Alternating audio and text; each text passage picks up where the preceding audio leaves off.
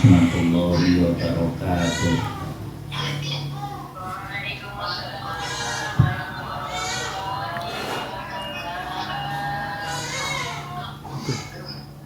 A'udzubillahi minasyaitonirrajim. Bismillahirrahmanirrahim. Qul ja'al haqq wa zahaqal batil innal batila kana zahuqa. Subhanaka la ilma lana illa ma 'allamtana innaka antal alimul hakim. Rabbi shrah li sadri wa yassir li amri wahlul 'uqdatam min lisani yafqahu qawli. Para jamaah Darus Syafaah yang saya muliakan, alhamdulillah pada pagi hari ini kita berada pada akhir bulan Sya'ban, dan insya Allah nanti malam kita sudah melakukan ibadah sholat tarawih, dan besok insya Allah kita bersama-sama melakukan ibadah puasa pada bulan Ramadan. Jamaah yang saya muliakan, mari kita teruskan kajian untuk kitab Riyadul Badi'ah. Bismillahirrahmanirrahim. Wa yajibu alal mukallafi aidon ayya'rifa syara'i'ad dini wa yafuru'uhu wa ahammuha toharah wassalatu wazzakatu wassaumu wal hajju wa natlubu minallahi ta'ala al-i'anah ala dzikril ahami minha wal barakata fihi. Para jamaah yang saya muliakan, kemarin bersama-sama kita sebagai orang Islam mengerti tentang rukun-rukun Islam, lalu mengerti tentang rukun-rukun iman, dan dasarnya adalah asyhadu an la ilaha illallah wa asyhadu anna muhammadar rasulullah. Itu usul atau dasar bahwa ketika kita sebelumnya menjadi orang Islam dalam arti non muslim, mau menjadi Islam, kita sudah mengucapkan 2 kalimat syahadah, maka kita dinamakan orang Islam. Maka kemarin sudah diterangkan, sedangkan yang lain seperti sholat dan ibadah haji itu dikatakan mukammilatun, penyempurna daripada rukun Islam itu sendiri. Jadi kalau ada orang statusnya dia itu sudah Islam, mengakui bahwa tiada Tuhan selain Allah dan Muhammad utusan Allah, dia kok kelihatan tidak melakukan sholat, terus dia itu dicap sebagai non muslim, atau kalau orang radikal itu kafir, itu jangan, karena dasarnya itu adalah tiada Tuhan selain Allah dan Muhammad itu utusan Allah. Sekali lagi, melakukan sholat sampai ibadah haji itu hanya mukammilatun, itu penyempurna daripada rukun Islam itu sendiri. Nah, kemudian kemarin diterangkan, nah kalau orang tuanya ini Islam, ayah ibunya, anak yang dilahirkan ini, apakah kalau dia itu dikatakan sebagai orang Islam baru mengucapkan 2 kalimat syahadah? Kemarin diterangkan berbeda li auladil muslimin, beda dengan anak-anaknya orang Islam.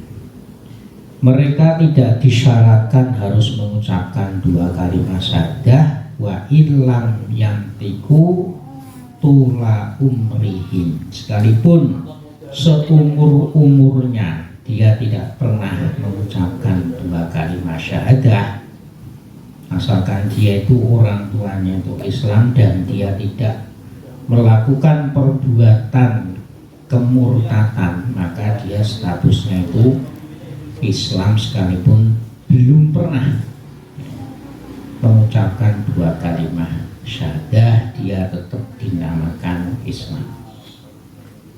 Nah, lalu wajib bagi orang mukallaf.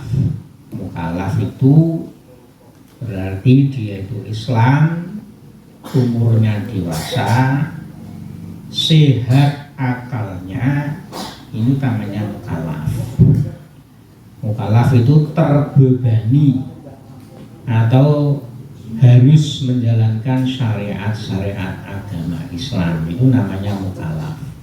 Asalkan dia itu Islam, akalnya sempurna, sehat jasmani dan rohani, lalu umurnya ini sudah dewasa, itu dikatakan mukallaf. Nah, orang mukallaf ini wajib mengetahui syariat-syariat agama. Nah, tentu agama Islam. Nah, syariat-syariat agama ini adalah merupakan furu, bukan usul. Furu itu sudah merupakan cabang. Makanya banyak sekali mazhab-mazhab atau ulama-ulama yang beda pendapat tentang furu. Karena furu itu bukan usul. Ya, kalau usul ya namanya orang Islam ya tiada Tuhan selain Allah, Muhammad utusan Allah. Tapi kalau furu, syariat-syariat ini kan sudah dikatakan kamilatun penyempurna, ya ulama itu banyak berbeda pandangan atau banyak beda pendapat. Nah, yang penting dalam furu-furu agama itu adalah satu diantaranya toharoh. Toharoh tentang bersuci. Jadi secara ittifaq atau secara kesepakatan para mazhab ya tentu air. Yang kedua adalah dengan tayamum atau debu. Kemudian yang nomor 3 adalah dengan menyamak. Menyamak itu menyamak kulit.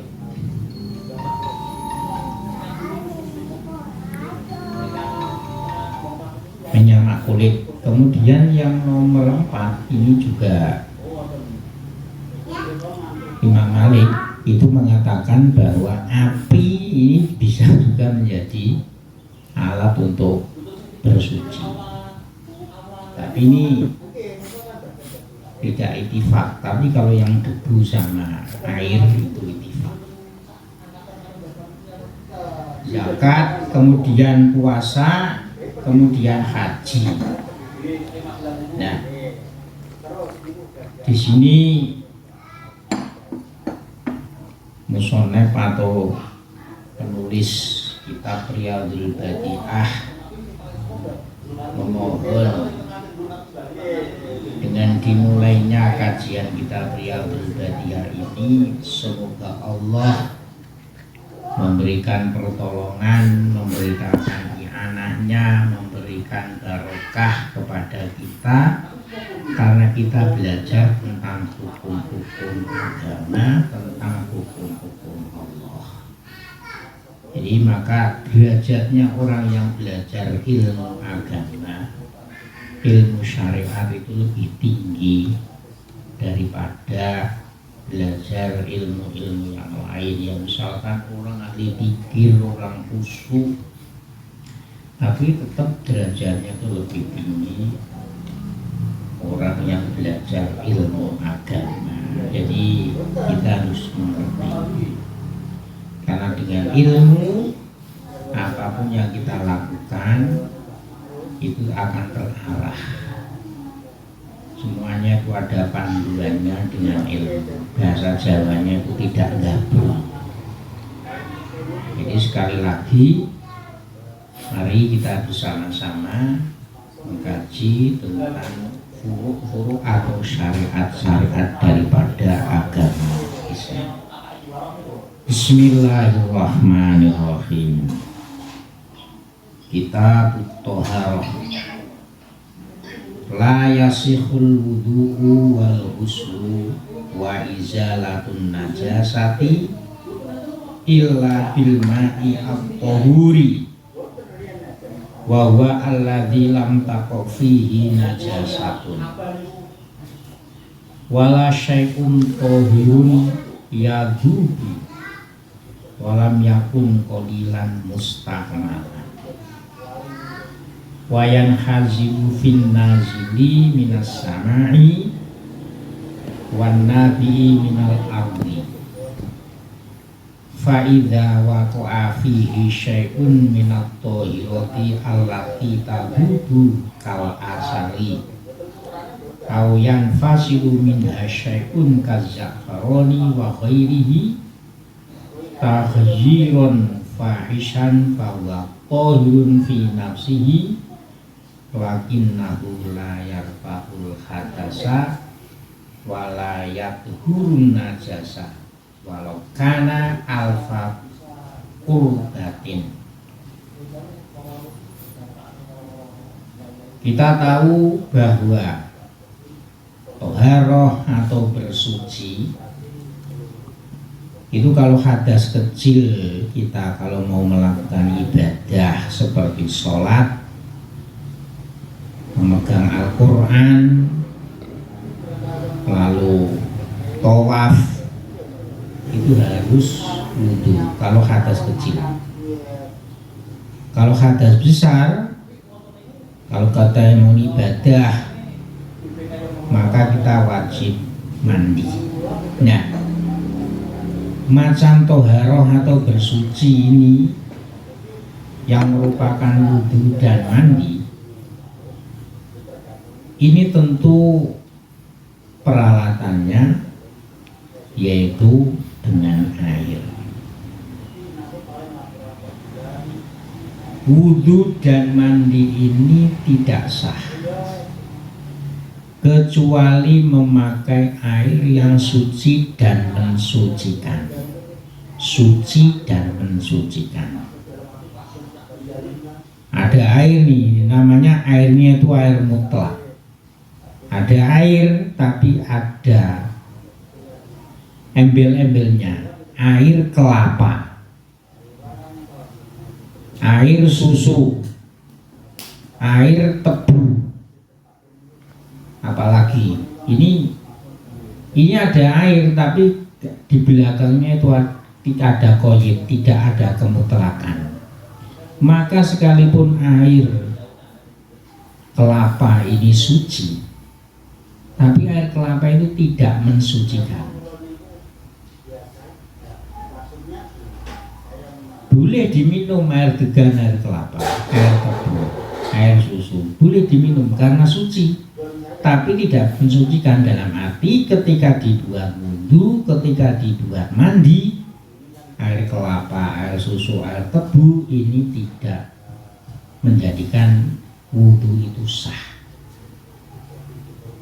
Berbeda dengan air sumur, air sungai, air pegunungan, mata air dan seterusnya. Sampai taruh di apa itu namanya, di cangkir, namanya juga air. Tidak ada embel-embelnya air tebu atau air degan. Diletakkan di ceret atau gelas, namanya pun juga air. Tidak tambah menjadi air gelas atau air susu atau air kelapa, itu tidak. Ini namanya air mutlak. Nah, wudu sama mandi ini harus memakai air yang suci dan mensucikan. Nah, air yang suci dan mensucikan itu apa? Yaitu air yang di situ tidak kejatuhan najis dan airnya di situ adalah air yang sedikit itu tidak ada 2 kolah. Kalau 2 kolah itu berarti ukurannya itu 60 cm persegi, lebar, panjang, kedalaman itu 60 cm persegi, itu baru dinamakan 2 kolah. Kalau airnya itu sedikit, tidak ada 2 kolah, kejatuhan najis, namanya air mutanajis. Ini tidak suci, berarti air kena najis. Biar suci bagaimana? Ya ditambahkan air yang banyak, lebih daripada 2 kolah. Itu baru boleh dibuat wudu, boleh dibuat mandi.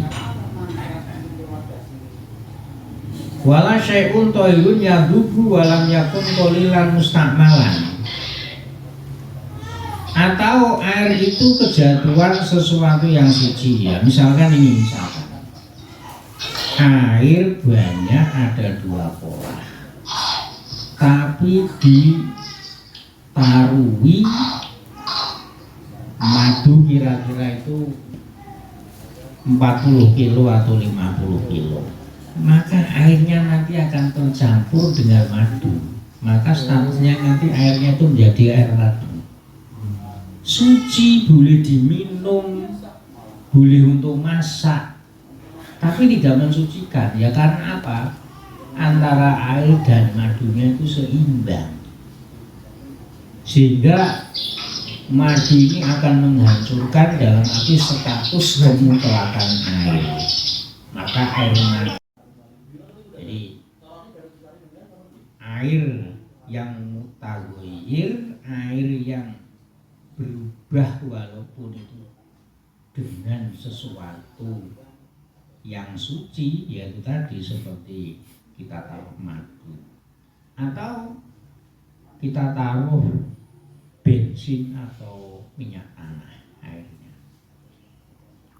Antara air dan bensin atau minyak tanah itu seimbang, sehingga bensin atau minyak tanah itu melebur kemutlakan status daripada air itu. Maka airnya itu suci, tapi tidak mensucikan. Suci, tapi tidak sah untuk berwudu, tidak sah untuk mandi. Ya,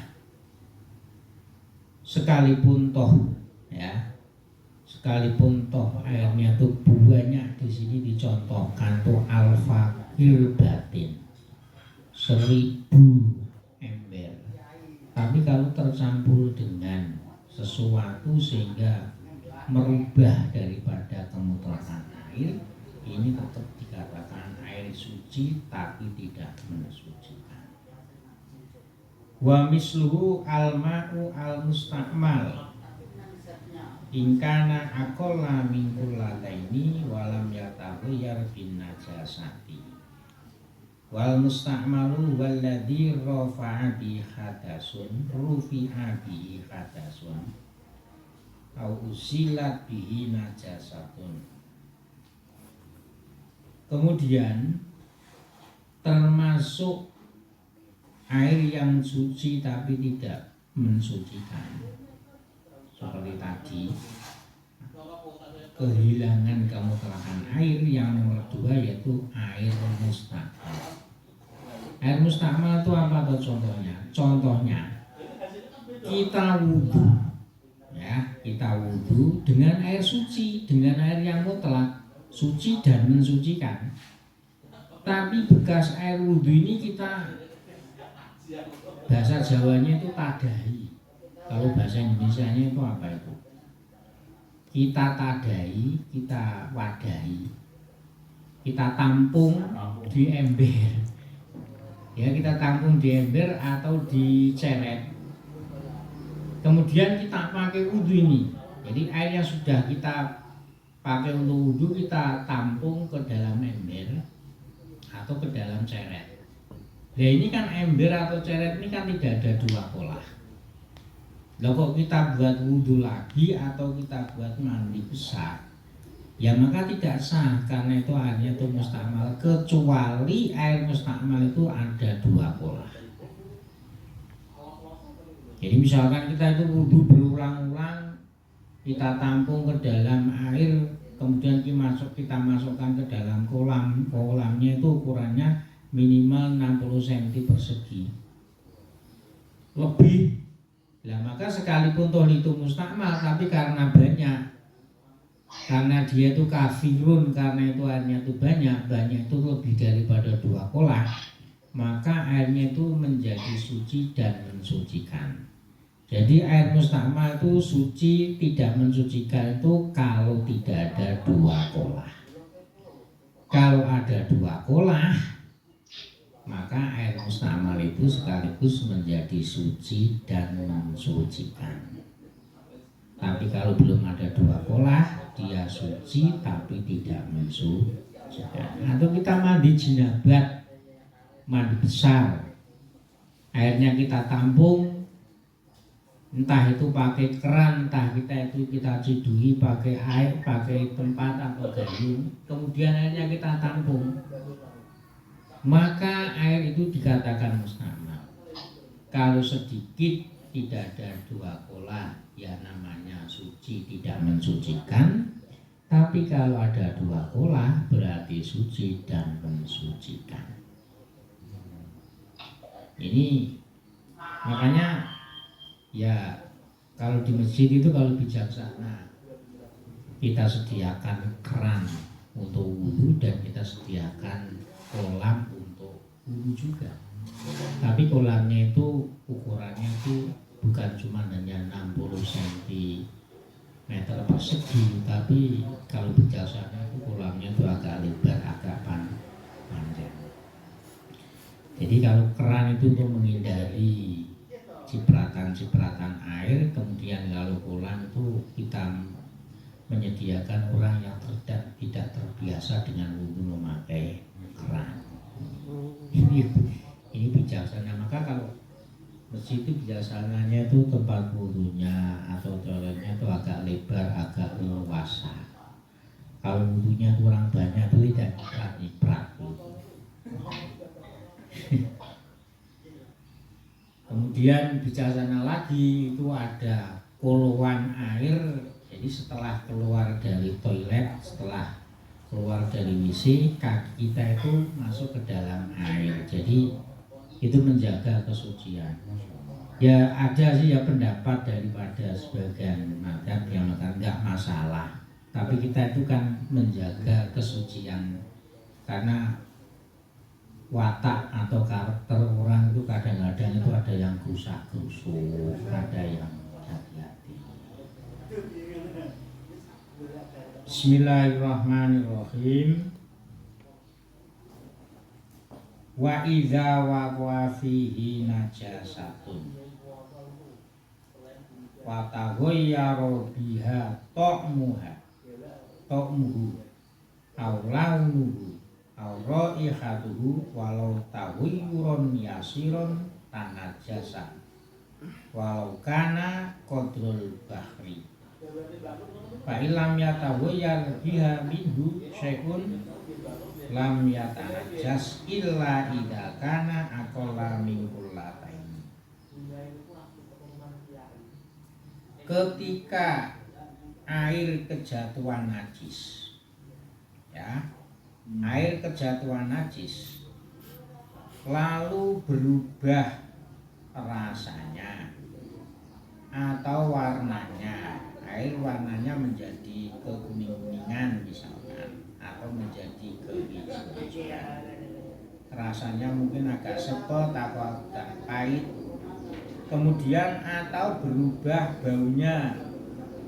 Ya namanya bau kan, air itu kan tawar, tapi karena kejatuhan najis baunya menjadi agak kurang sedap misalkan. Sekalipun toh berubah rasa, berubah warna, berubah bau ini sedikit, maka air itu menjadi najis. Ya, airnya itu menjadi najis. Nah, sekalipun toh airnya itu banyak tapi kok berubah. Ya misalkan contoh kan ada kerbau, ya ada kerbau atau sapi itu mengeluarkan kotoran ke dalam lubang sehingga warnanya itu menjadi kuning. Sekalipun toh airnya itu banyak, tapi karena berubah warna itu karena najis, maka airnya itu otomatis menjadi najis. Berbeda kalau airnya banyak, kejatuhan najis tapi tidak berubah warnanya, tidak berubah rasanya, tidak berubah baunya, maka yang menjadi suci tetap suci. Ini karena najis, ya, karena najis. Berbeda kalau yang merubah air ini karena barang yang suci, nanti menjadi suci tapi tidak mensucikan. Tapi kalau yang perjatuhan itu najis, sekalipun toh perubahannya itu adalah perubahan yang sedikit, maka airnya ini akan menjadi najis. Para jamaah yang saya muliakan, untuk pagi hari ini saya kira cukup. Semoga bermanfaat dan semoga penjenengan semuanya menghadapi bulan suci Ramadan ini dalam keadaan sehat walafiat. Maka saran saya nanti malam setelah sholat maghrib itu niati masuk pada bulan suci Ramadan, biar kita dalam keadaan sehat walafiat kuat menjalankan ibadah puasa bulan suci Ramadan. Niatnya bagaimana? Nawaitu dukhula syahri Ramadan ma'al barakah wal afiyah bi rahmatika ya arhamar rahimin. Nawaitu dukhula syahri Ramadan ma'al barakah wal afiyah bi rahmatika ya arhamar rahimin. Nawaitu dukhula syahri Ramadan bil barakah ma'al afiyah bi rahmatika ya arhamar rahimin. Al-Fatihah. A'udzubillahi minasyaitonir rajim. Bismillahirrahmanirrahim. Alhamdulillahirabbil